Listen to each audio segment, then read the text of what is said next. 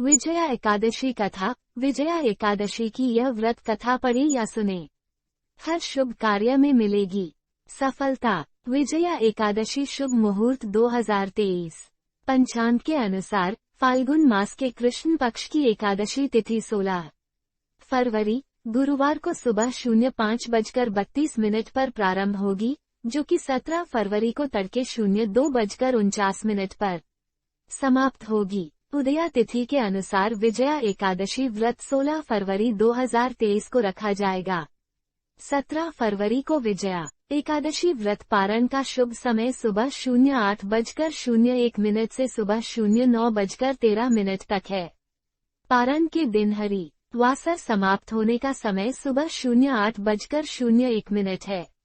विजया एकादशी व्रत विधि व नियम। एकादशी के दिन वेदी या चौखट के भीतर 7 प्रकार के अनाज रखें। उसके भीतर सोने, चांदी, तांबे और मिट्टी से बना बर्तन या फूलदान रखें। प्रातः स्नान के बाद व्रत का संकल्प लें।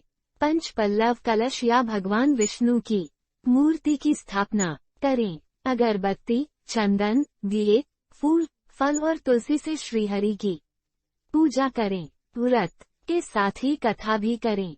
श्री हरि के नाम का जागृत करें और उनकी पूजा करें।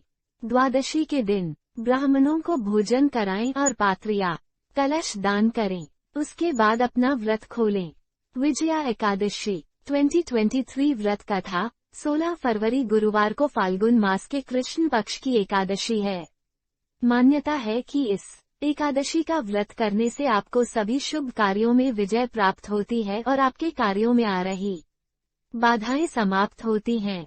मान्यता है कि स्वयं भगवान राम ने इस व्रत को किया था। जानते हैं इस व्रत की कथा। विजया एकादशी कथा फाल्गुन मास के कृष्ण पक्ष की एकादशी को विजया एकादशी कहा जाता है और यह इस बार 16 फरवरी को है। पद्म पुराण में भगवान श्री कृष्ण ने ज्येष्ठ पांडु पुत्र युधिष्ठिर को बताया है कि इस एकादशी को विजया एकादशी कहते हैं।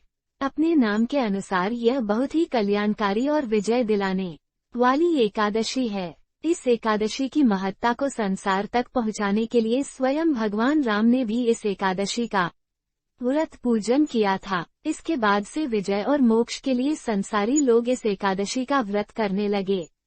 विजया एकादशी की व्रत कथा। भगवान श्री कृष्ण ने कहा है कि लंका विजय के लिए जब भगवान राम सागर तट पर वानर सेना के साथ पहुंचे तब उनके सामने सबसे बड़ी चिंता यह थी कि वो सेना सहित सागर पार कैसे करें।